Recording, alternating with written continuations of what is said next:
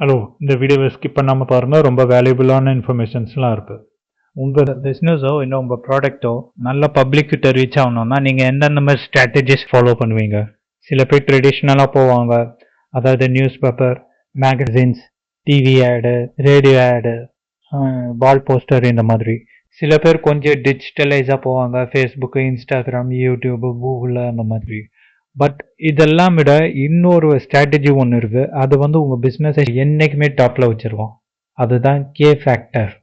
ஆக்சுவலாக இந்த கே ஃபேக்டர்னா என்னங்கிறது நான் லாஸ்ட்டில் சொல்கிறேன். அதுக்கு முன்னாடி இதை யூஸ் பண்ணி இன்றைக்கும் டாப்பில் இருக்க சில பிஸ்னஸ் பார்க்கலாம். நம்பர் 1, நம்ம திருநெல்வேலி லோக்கல் மார்க்கெட்டில் இருக்கிற திருநெல்வேலி இருட்டுக்கடை அல்வா. கிட்டக்கிட்ட பல வருஷமாக அந்த பிஸ்னஸ் அல்வா ஃபீல்டில் டாப்பில் இருக்குது. இதுக்கான ரீசன்ஸ் என்ன? அவங்க தனியாக எதுவும் ப்ரொமோட் பண்ணுறது கிடையாது, அவங்க ஆடு கொடுக்குறது கிடையாது. பட் அவங்க பிஸ்னஸ் இன்னும் டாப்பில் பப்ளிக் மத்தியில் எப்போவுமே நல்ல ஒரு ரீச்சில் இருக்குது.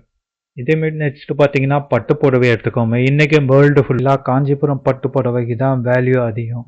பட் இந்தியாவிலே நிறையா ஸ்டேட்டில் இன்னும் சில்க் மேனுஃபேக்சரிங் நடந்துட்டு தான் இருக்குது.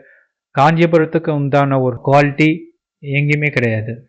இது பப்ளிக் கிட்ட யார் மார்க்கெட் பண்ணிட்டு இருக்கா? காஞ்சிபுரம் தான் டாப்பில் இருக்குன்றத பப்ளிக் கிட்ட யார் மார்க்கெட் பண்ணிட்டு இருக்காங்க?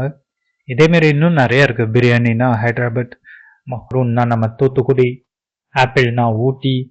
இந்த மாதிரி ஈச் அண்ட் எவ்ரி லொக்கேஷன்லேயும் ஒவ்வொரு லோக்கல் மார்க்கெட்லேயும் ஒரு ப்ராடக்டோ இல்லை ஒரு சர்வீஸோ எப்போவுமே டாப்பில் தான் இருப்பாங்க. இது எதனால் நடக்குது? மற்ற பிராண்டு ஆடு கொடுத்தாலும் இவங்கள பீட் பண்ண முடியாது. ஈவன் இன் தமிழ்நாடு பாலிடிக்ஸ்லேயே இந்த ஸ்ட்ராட்டஜியால் தான் கவர்மெண்ட்டை வின் பண்ணுச்சு. இதுக்கு ரீசன் என்ன?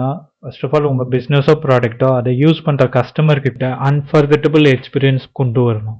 அவங்க எப்போவுமே உங்களுடைய ப்ராடக்டில் 100% சாட்டிஸ்ஃபை ஆகணும்.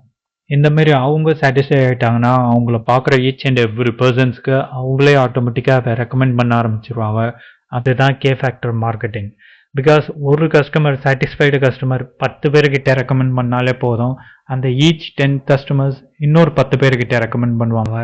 ஸோ மற்ற ஸ்ட்ராட்டஜியில் உங்களுக்கு கிடைக்கிற ரிசல்ட்டை விட இந்த பப்ளிக் மார்க்கெட்டிங் பண்ணுறதில் தான் உங்களுக்கு ரிசல்ட் எப்போவுமே பெஸ்ட்டாக இருக்கும். இந்தமாரி இன்னும் நிறைய வேல்யூபிள் இன்ஃபர்மேஷன்ஸ் நம்ம வீடியோவில் வரும். ஸ்கிப் பண்ணாமல் கடைசி வரைக்கும் பாருங்கள். தேங்க்யூ.